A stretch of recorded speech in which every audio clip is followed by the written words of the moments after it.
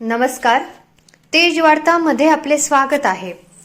हलाखीच्या काळात वडिलांनी ज्या मार्गावर प्रवासी वाहतूक करून आपला प्रपंच सावरला, त्याच मार्गावर मुलाने मोफत बस सेवा देत जुन्या आठवणींना उजाळा देण्याचा प्रयत्न केला आहे. आषाढी एकादशीच्या निमित्ताने शहरातले सुप्रसिद्ध भंगार व्यावसायिक पप्पू उर्फ परबतसिंह चव्हाण यांनी करमाळा शहरातून श्री क्षेत्र संगोबा येथे भाविकांची मोफत येण्या जाण्याची सोय केली. शहरातील प्रशांत कांबळे यांच्या जगदंबा टूर्स अँड ट्रॅव्हल्सच्या 40 सीटर लक्झरी बसद्वारे पप्पू चव्हाण यांनी ही सेवा उपलब्ध करून दिली. शनिवारी सकाळी 9 वाजल्यापासून करमाळा शहरातील छत्रपती चौक येथून संगोबा मंदिरापर्यंत भाविकांची ने-आण करण्यास सुरुवात झाली. दिवसभरात या बसने 15 फेऱ्या करत तब्बल 1200 भाविकांना मोफत बस सेवेचा लाभ दिला.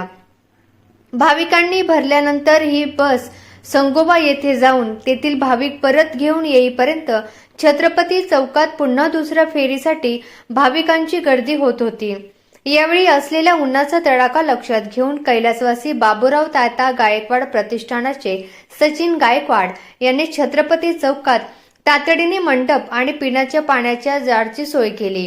आषाढी एकादशीच्या औचित्य साधून पप्पू चव्हाण, प्रशांत कांबळे आणि सचिन गायकवाड यांनी भाविकांना मोफत प्रवासाची सोय करून दिल्याबद्दल श्री आदिनाथ महाराज देवस्थान समितीतर्फे त्यांचा सत्कार करण्यात आला. हा उपक्रम पार पाडण्यासाठी ज्येष्ठ नागरिक नारायण ताता पवार, सुरेश चाळक, अर्जुन इंदुरे यांच्यासह संतोष चांदगुडे, सूरज इंदुरे, दीपक इंदुरे, रोहित कोळेकर, मोनू रासकर, सोनू रासकर, गोरख रासकर, शिवम पोते, केतन जगताप, नाना रणदिवे, अभिषेक रंधवे, सुंदर साने, ओंकार माने, शुभम चांदगुडे, संकेत चांदगुडे, अविनाश चांदगुडे, अनिकेत इंदुरे, केतन इंदुरे, सोनू साडेकर, चेतन लातूरकर, विजय बरिदे, आकाश राजपूत, सूरज राजपूत, यशोदीप सोरटे, गणेश चांदगुडे यांचे सहकार्य लाभले.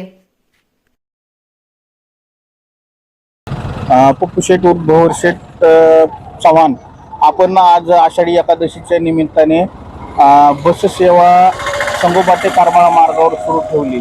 काय उद्देश होता आपला? माझ्या वडिलांनी भोर शेठ भंगार आले म्हणलं तरी चालेल, काय वावणार का जे आहे ते सांगितलं. Scrap merchant. माझे वडील 50-60 वर्ष तेव्हापासून ह्या लाईनला आहेत. संगोबा रोडला 30 पैसे तिकीट असताना त्यांनी सेवा दिलेली आहे लोकांना. पैशाचा विषय नाही, पण कधी कोणी असो नसो, पैसे असो नसो, त्यांनी म्हणजे त्या सहकार्य केलेलं आहे. वडिलांची पुण्य आहे, मी एवढं सांगेन. आणि आज किती फेऱ्या घडल्या या बसच्या?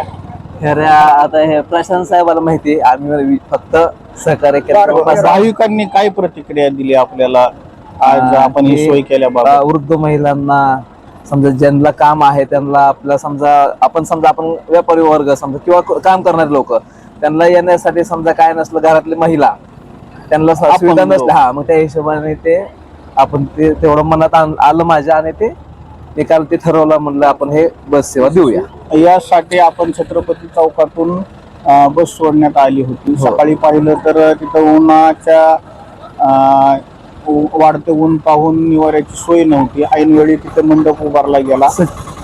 यात सहकार्य कोणाचं झालं? सचिन मालक गायकवाड आणि इतर सहकार्य सोनू हा सगळ्यात मोठं मोलाचं सहकार्य म्हणलं तरी सांगू शकत नाही, शब्दात सांगू शकत नाही. आणि सचिन मालकासोबत जेवढे मोठे सहकार्य आहेत ते जीवाभावाचे आहेत, एवढं सांग. असाच उपक्रम आपण पुढील वर्षी राबवणार का? हो, दरवर्षी हा उपक्रम राबवणार.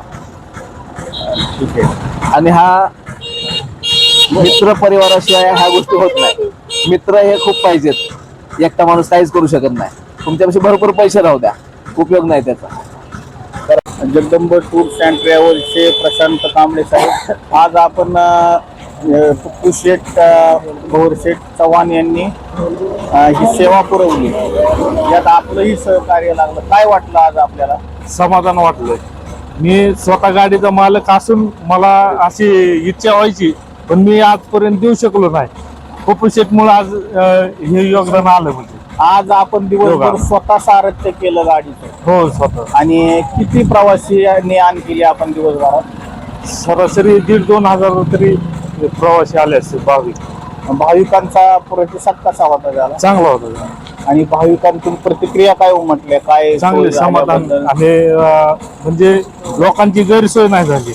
या मार्गावर जास्त मार्गावर. वाहतुकीची सोय नसल्यामुळं सोय नसल्यामुळे चांगलं सोय झाली. आणि आपल्या माध्यमातून आपण सेवा पुरवल्यामुळे लोकांची सोय झाली. पुढील वर्षी सहकार्य करणार का आपण? हो हो 100%. धन्यवाद.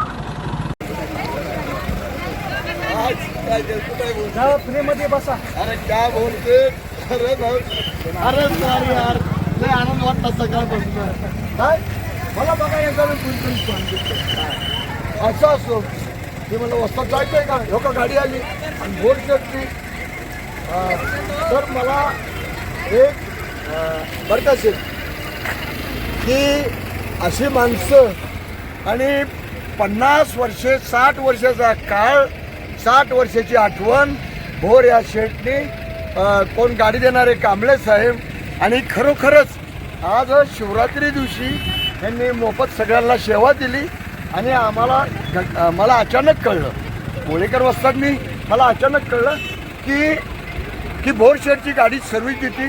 मला एक 60 वर्षाखालची मला आठवण आली की याच रस्त्याला भोर शेठची सुरुवात झाली.